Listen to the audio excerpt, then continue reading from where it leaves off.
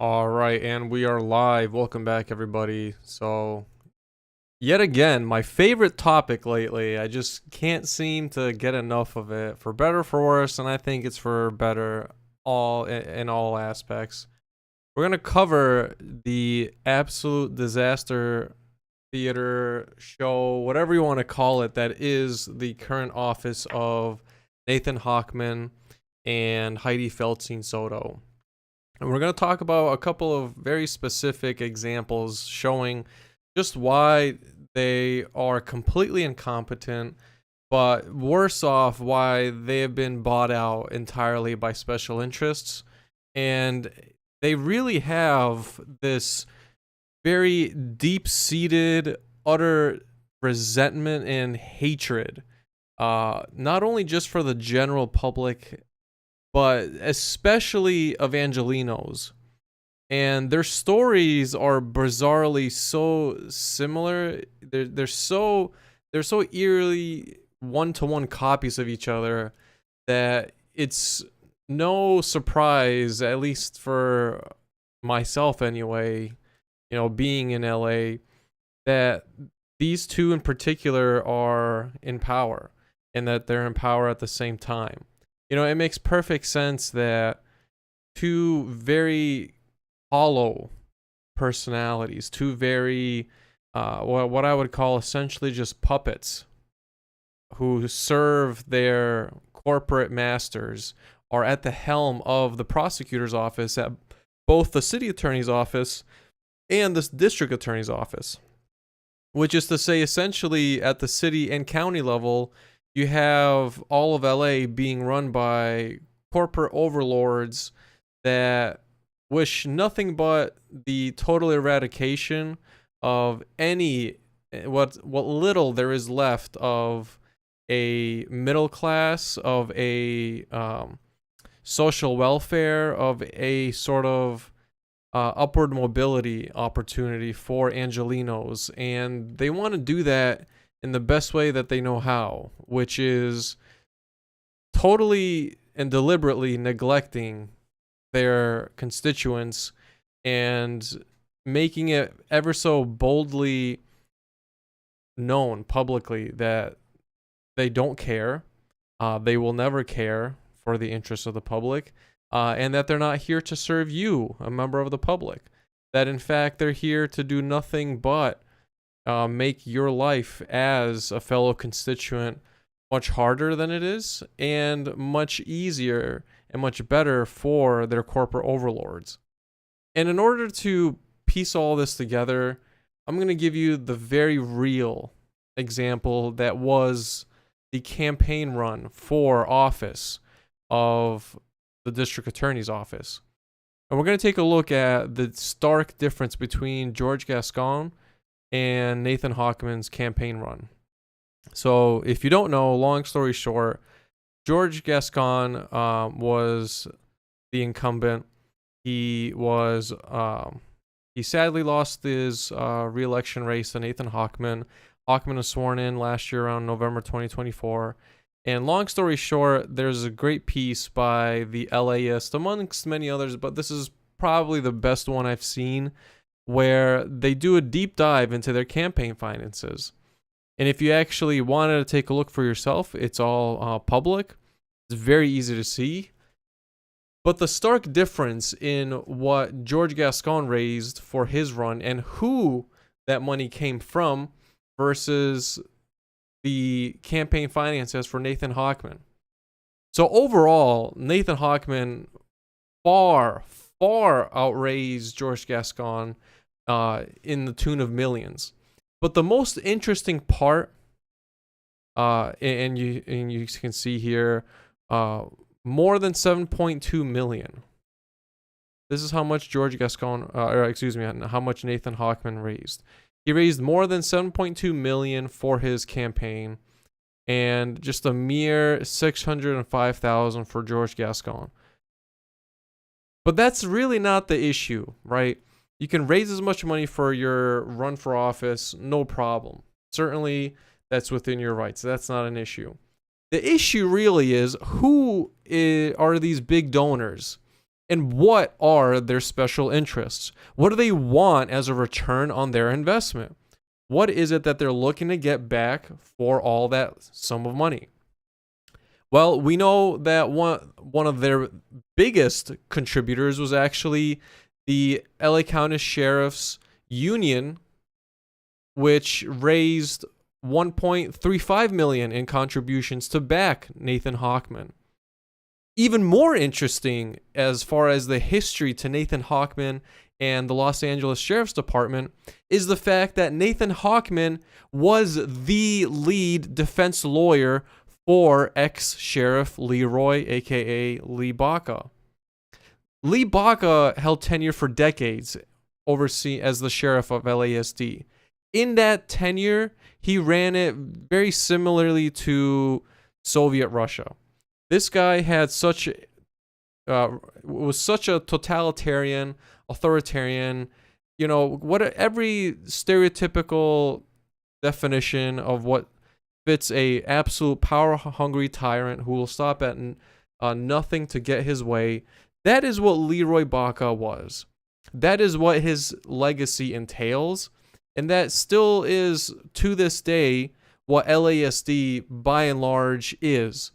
And not taking away from the current sheriff, Robert Luna, who has, in fact, admitted to the existence of deputy gangs, who is, to some extent, working with independent overseers like the Citizens Review Board, the Civilian Accountability Board for the LASD, and just the fact that he's admitted to the existence and the continued legacy of deputy gangs.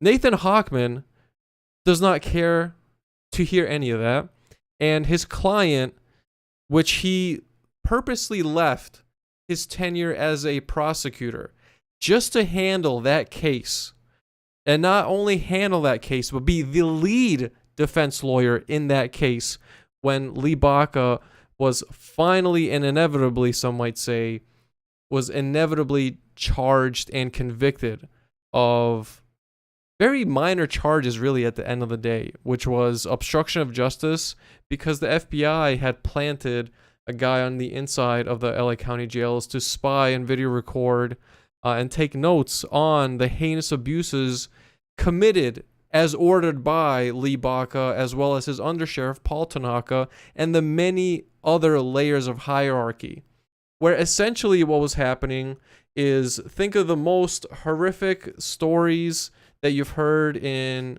those true crime YouTube series where inmates are just going at it with each other, and the COs and the handling of the sheriffs. That's all real life for LA County jail system. Lee Baca did some of the most disgusting and heinous acts in his power during his tenure as sheriff. And one of those was actually trying to, as he says, get rid of, but really translates to trying to kill and hide the body of the confidential informant, aka the guy who the FBI planted on the inside to record and report back to the FBI the acts that were going on and the abuses that were going on in the LA County jail system, which Lee Baca tried his damnedest to hide, and repeatedly stated that there was no existence of deputy gangs, that there was no outbreaks of violence committed by deputies onto those that were held in custody. And not only that, but both adults and children. And this is what Lee Baca had the audacity to continuously lie and say did not exist. Not only that, but orchestrated much of the abuse himself. And we heard from testimony that you can see for yourself on court transcripts where Paul Tanaka admitted that he was, who was the undersheriff, the right-hand man of Lee Baca, who was tasked with disseminating these orders to the rest of the deputies. Paul Tanaka admitted that he was a gang member, that he had a gang tattoo on his ankle, and that this is all part of the court record, that the existence of deputy gangs is very much real, and that it has its origins directly at the helm of the sheriff's office, the sheriff himself and the undersheriff, and that they knowingly and willingly did these acts, did not care for the repercussions, and went out so far out of their way to go and essentially threaten not only those that were trying to report on some of these abuses, but even had the audacity to send sheriff's deputies over to the house of the FBI agent who was literally tasked with investigating him. This is the kind of cold-blooded criminal that Lee Baca and was, and the legacy that he left in the LASD. And this is the corporate master that has completely bought out Nathan Hochman. And when you take a look at just the essence of who Nathan Hochman is as a person, you can very clearly see it in much of the tweets I've sent out with an actual copy of one of the trial transcripts where it was Nathan Hochman, aka the defense's turn to cross-examine witnesses, and the court was demanding to see a witness list from Nathan Hochman. And Nathan was trying to spin up some total nonsense, right? Total nonsense to say, well, I gave something, there was something put on a note somewhere, I think I gave it to the government. And the judge just stopped him. This is the first thing that is ever said, right? Very simple thing to do. You walk in, it's your day, it's your time for trial, it's your time to cross-examine. It's a very simple procedural step. The court needs to see, where is your witness list? I need to know who you're going to cross-examine, and I need to know before you actually call these witnesses. And this moron, well, he was trying to play one anyway, but it's hard to tell sometimes with these malicious actors like Nathan Hochman. It's hard to tell where it's playing versus actual incompetence. But he was trying to pull a fast one to say, we already filed one and we don't really need one. But that's just not how court works. So he was admonished for that. And the judge demanded to see a witness list, to which Hochman submitted one. And his strategy in trying to defend Lee Baca and his behavior, which is totally indefensible, but his strategy was to say, well, Your Honor, we don't have any witnesses because there is, in fact, nobody to testify to the abuses that are going on because the abuse doesn't exist. And that was his whole strategy. He pulled off one witness that was a deputy that was a known deputy that was a part of a gang, okay? And that was their witness to brown nose Lee Baca and say how great of a sheriff he was. And that was it. That was the whole strategy and goal. To say, look, Lee Baca is actually a stand-up guy. He's never done anything wrong. He doesn't do crimes. The LA County jail system is totally fine. There's nothing to see here. Everything that everybody has ever said about Lee Baca and the LA County jail system is total malarkey, and you shouldn't believe him. That was his strategy. Needless to say, it failed miserably, but that was the strategy. And when you realize that this is who Nathan Hochman is, you begin to understand just how deeply, deeply ill-positioned he is to ever have any sort of positive impact and actually care to do positive acts for the people of LA. He does not care for the well-being of Angelenos. He only cares to serve his corporate masters. One of the biggest being the LA County Sheriff's Department. The very same agency that we know for a fact, we know from all of the public hearings, repeatedly, time and time again, both at the Civilian Oversight Board for the LASD, as well as the LAPD Police Commissioners Board, we have heard for years now, time and time again, that overall violent crime and overall crime is down. even with fewer officers overall employed at both agencies, violent crime and overall crime is down and records down. Okay? Record lows. That doesn't mean that there aren't some crimes of moral turpitude and capital crimes occurring. Obviously, there are. But what it means is that overall, the public is not committing violent crimes. And when you take a look at who the owners of said violent crimes are, of these heinous capital crimes, assault of the sexual nature, assaults on children, just very violent and gory, brutal capital crimes, by and large, it's actually the state. By and large, you see the most heinous crimes being committed by government officials. By and large, what you see and get are law enforcement officers from both sides, LASD and LAPD, committing disgusting acts like domestic violence, repeated DUIs, and never paying the consequences for them. And I don't mean just a fine, but we have yet to see these officers lose their post license, a condition that they can actually fight for, and they're supposed to fight for as a prosecutor. All we see is complaints being banished within LAPD and LASD, and these officers going back right on the field. I have particular stories for LASD where the evidence is so overwhelming of officers committing just the most blatant of domestics, as well as assaults on of inmates. It's astounding that they're not getting prosecuted.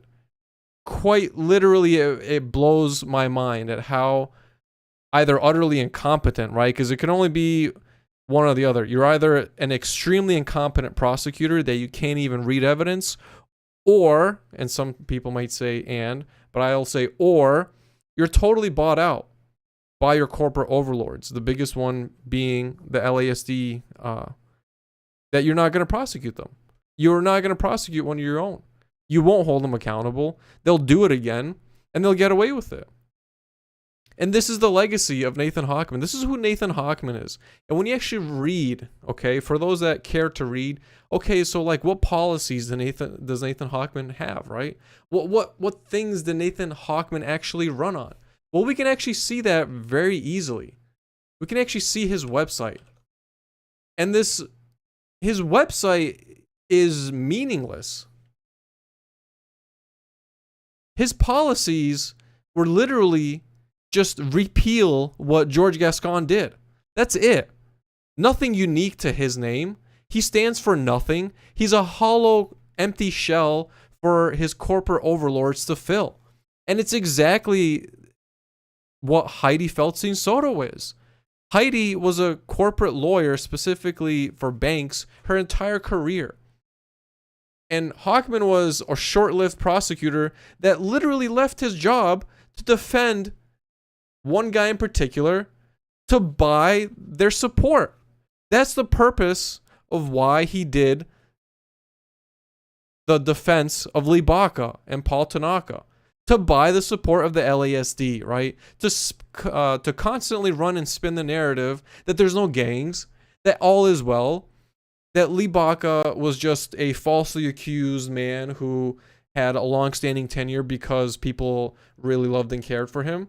But the reality is that the law enforcement and anybody else in the public were absolutely terrified of Lee Baca because they knew how much of a cold-blooded criminal he was, and that they were too afraid to run against him because of the repercussions it would have. Where Baca was known for sending deputies over to his dissenters to harass the crap out of him. This is North Korea type shit. This is no different than the crap that North Koreans pull whenever anybody within their ranks ever has the audacity to make any sort of dissent. and have any sort of criticism of the government. This is who Nathan Hochman supports. This is who his corporate master is. And Nathan Hochman has nothing unique to his name at all. He has no special directives other than I repealed what Gascon had, but he has nothing else for himself. He has no policies, and he can't even submit a stupid witness list, but yet he's a prosecutor, right? He's a prosecutor. He stands for what? He stands for the interests of real estate developers. He stands for the interests of corrupt law enforcement. And he's guaranteeing, he's telling you to your face that he will let them get away with it, that he does not care about you. But more than that, he hates you. He does not wish to uphold any of the oaths that he took when he was sworn into office. He does not care to defend Angelenos. He will make sure that cover-up is the norm. And it's exactly why his office is having such a hard time hiring deputies as well for their office. It's why the Board of Supervisors hates the DA's office, just like it hates the LASD's office. It's why the Board of Supervisors continues to slash their budgets, because the only thing that they can do as the controllers of the money for the county to battle a criminal enterprise is you can only cut off the money supply. And it's worked very well for LASD. They're severely understaffed by over 30%, getting worse each year, exponentially worse. Nobody wants to work in the prosecutor's office either due to the high levels of corruption. This is who is in office right now for the district attorney. This is the legacy of Nathan Hochman, and he will make Los Angeles even worse. By and large, Angelenos are peaceful people. The most crime that you'll see are petty crimes, primarily 95% primarily due to poverty. And it's a systemic poverty that's created, that does not need to be there, that has no real justification for being there other than extreme corruption where public funds are not seeing the public's lives. They're instead seeing private special interest pockets. But let's not stop there. Why stop there? Let's take it up a notch. Let's take a look at some of the cases that Hochman has prosecuted during his tenure. Let's take a look at the Menendez brothers case. This one is one of the most shameful handlings of a case overall. Essentially, if you haven't kept up with it, his office, Hochman specifically, denied any sort of resentencing for the Menendez brothers. Under Gascon was actually ready to hear what was very clear public testimony corroborating the brothers' testimony to the horrific abuse that they experienced as children, ultimately being the reason for why they did what they did. Okay? And not just one or two or three people, but many, many people have come forward. And it's been very overwhelmingly on the side of the Menendez brothers. People who have no financial stake, no political stake at all, literally no dog in the game, no fight, no skin in the game. And it all corroborates the testimony that the Menendez brothers have given. And what we have here is essentially the imprisonment of two people that experienced horrific abuse at the hands of people that should have been their trusted caretakers, people that they had no way of escaping from because as children they just can't. And yet they got the punishment they received for finally snapping, right? A progressive area like Los Angeles, instead of institutionalizing them to some sort of long-term mental institution, right? If you want to talk about being concerned for their well-being, being that this is their only crime, And clearly, all of the evidence corroborates their claims, and much of it has come out in the last couple of years where various members connected to them by having no financial or political interests and gaining nothing from coming out and corroborating their story. It shows that there's merit for a resentencing. And Gascon was ready to do this. You had family members speaking out. You had documentaries. You had a whole social media movement. And we're going to talk about some of the specific examples. So, for example, there was Eric's letter to cousin Andy Kano. This is way back in December of '88. Okay, there was a habeas petition filed 2023, and the defense for the Menendez brothers cited a letter that Eric wrote to his cousin Andy, written months before the murders. Okay, months before, and it reads that they've been trying to avoid their father. It's still happening. It's getting even worse. They don't know when it's ever going to happen. They're afraid. He's told many times. He's told people hundreds of times. And nobody does anything. You have Roy Rossello, a former Menudo member. Okay, 2023. He too stated in very clear detail how their father, Jose Menendez, assaulted him when Roy was just 14 years old. You have their cousin, Diane Mullen, back in 2017, testified, okay, came out publicly. And she very clearly stated that Lyle had confided in her about the abuse since the moment that he was just 8 years old. Okay, she had known since he was just a child.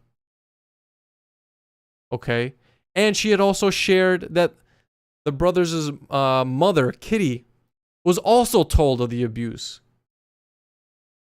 but chose not to believe it and hide and throw it under the rug.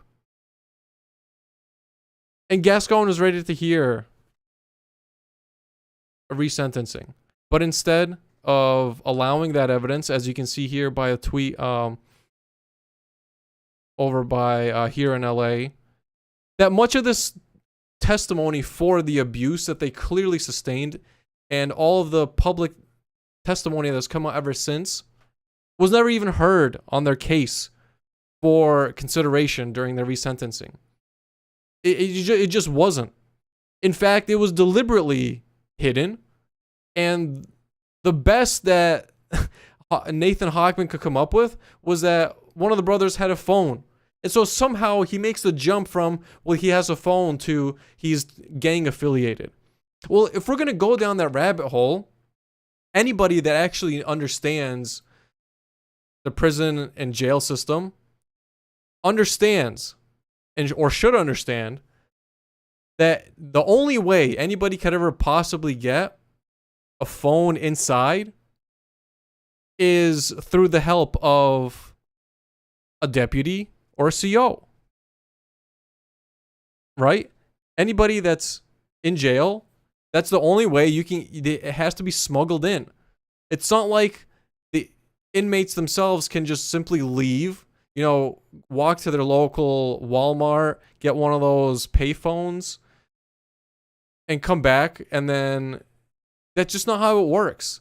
So if we're going to go down that route, why didn't Hochman's office go and investigate just who from the deputies had a hand in the smuggling operation?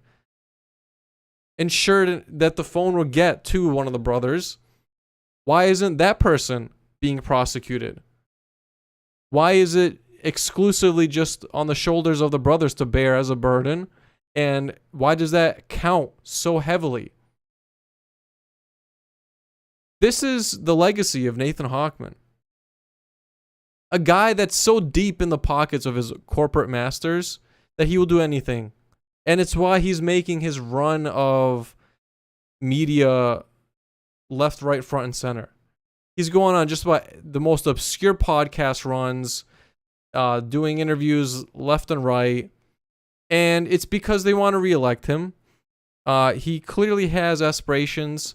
ideally of a higher office. I doubt he'll get it, primarily because he just doesn't have the makings of a varsity athlete. Truth be told, he has no unique identity. There is no such thing as a who is Nathan Hochman. There's nothing there. Nathan Hochman is whoever his corporate overlords say he is. That's all he will ever be. That's what he's chosen in life, and he's content with that. In this iteration, he's chosen to be everything that the LASD is telling him to be, which is allegedly tough on crime, but literally not prosecuting the heinous acts by deputy gangs.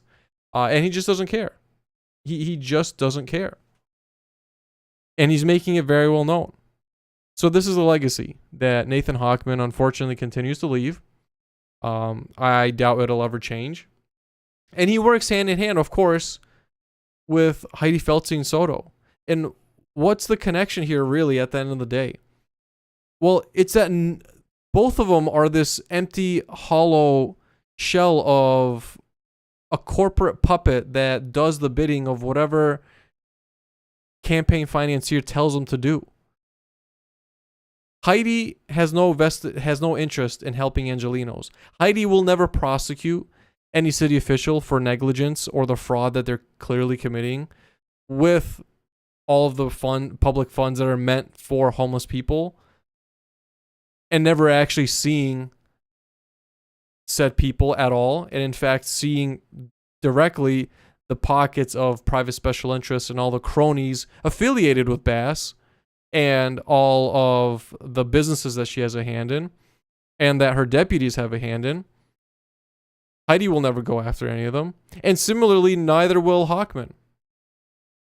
And the only thing he has to cling on as far as Hochman is this false narrative saying that, well, he is tough on crime. Just look, he charged current price with new charges.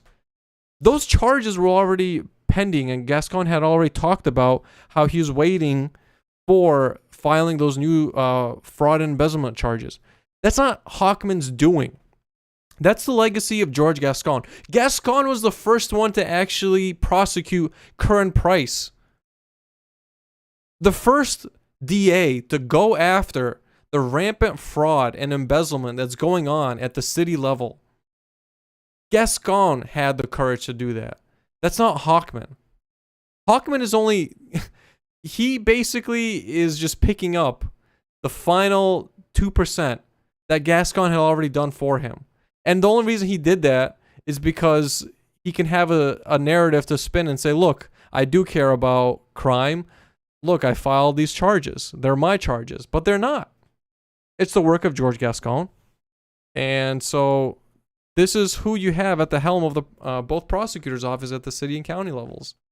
You have two corporate puppets that will do whatever real estate developers tell them to do, that will do whatever law enforcement unions tell them to do, because they're bought and paid for. They don't care about your rights.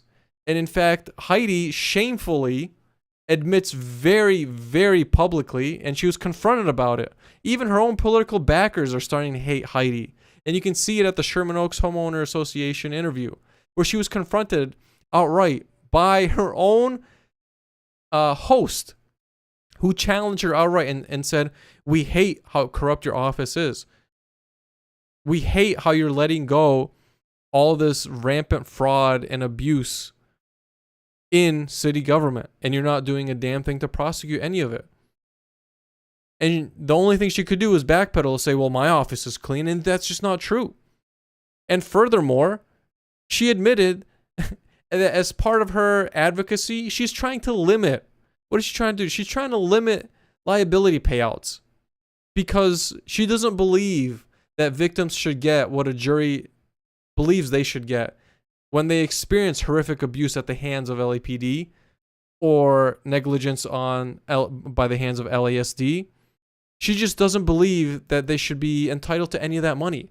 She believes, as we clearly saw from the Judge Carter case, the Alliance v. City of Los Angeles, she and her cronies believe that how dare you even criticize the city? Who are you to have the audacity to criticize the city?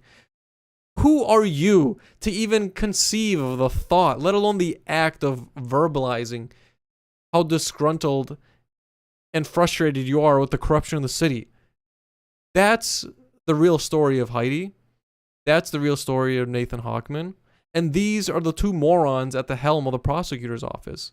Angelenos are not safe with Hydee and Hochman. People, this whole aura of fear that they're trying to instill, I actually agree with it. But the origins of that fear are not from what they're saying it is. It is a very dark time in LA, but it's not because it's the people of LA committing violent acts.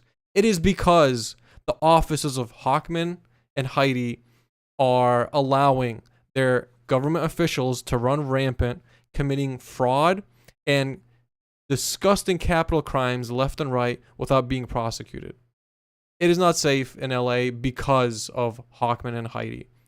And that's a damn shame because they swore an oath not only to the Constitution, but to protect Angelenos, and they're failing miserably at it. And so we'll end my episode with there. We'll see if anybody has any questions, and if not, we'll call it quits. All right, let's see what we got here.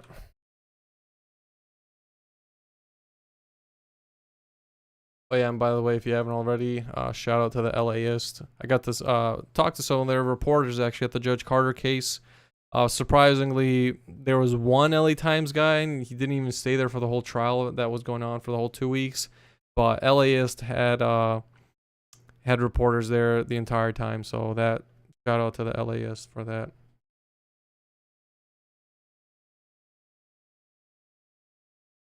Let's see here.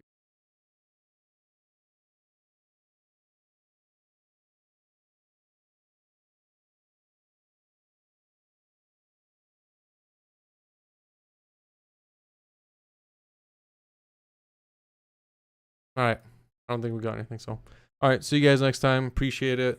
Thanks. And we'll end it there.